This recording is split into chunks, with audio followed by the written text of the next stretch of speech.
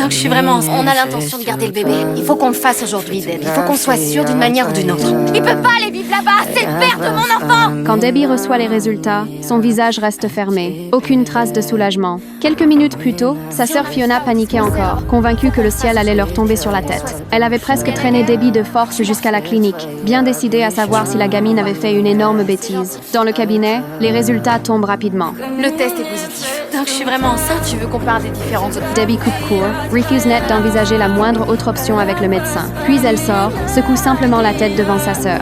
Non, t'es pas enceinte. Je le suis pas. Fiona souffle, persuadée que toute cette histoire est enfin terminée, sans se douter qu'à partir de ce jour-là, Debbie va monter l'un des mensonges les plus dignes de sa vie. Pleine d'illusions, elle parle d'avenir avec son petit ami Derek. Ils choisissent même des prénoms pour un bébé qui n'existe pas encore. Je crois vraiment qu'il faudrait que nos familles se réunissent pour en parler. Non, Sœur. non, je crois pas, non. Pas pour l'instant, en tout cas. J'ai trouvé un cours d'accouchement sans douleur. Jeudi soir, on peut y aller tous les deux. Derek fait semblant d'y croire, répond vaguement, mais dans sa tête, il cherche déjà comment disparaître sans laisser de traces. Debbie, elle, nage en plein rêve, incapable de voir le malaise de son copain. Le jour du rendez-vous pour l'examen prénatal, Derek ne se présente pas, comme prévu. Elle l'appelle encore et encore. À l'autre bout, messagerie, téléphone éteint, un mauvais pressentiment lui serre la poitrine. Affolée, elle court chez lui. C'est sa mère qui ouvre, glaciale, sans la moindre émotion. Elle lui annonce que Derek ne reviendra pas. Son père l'a mis dans un avion. Direction la Floride, chez sa grand-mère.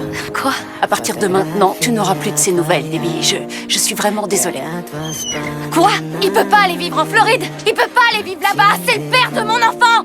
Je porte votre petit-fils ou votre petite-fille. Face à elle, pas une explication, pas une hésitation, juste le rejet. Ce mensonge qu'elle croyait maîtriser se retourne contre elle. Son petit ami a disparu pour de bon. Et alors que Debbie touche le fond, une tempête encore plus violente se prépare. Ce jour-là, les parents de Derek débarquent chez elle. Ils demandent un nom précis. Fiona, sa sœur. Nous sommes les parents de Derek, le petit copain de Debbie, Derek. On aimerait pouvoir parler ensemble du bébé. De quel bébé?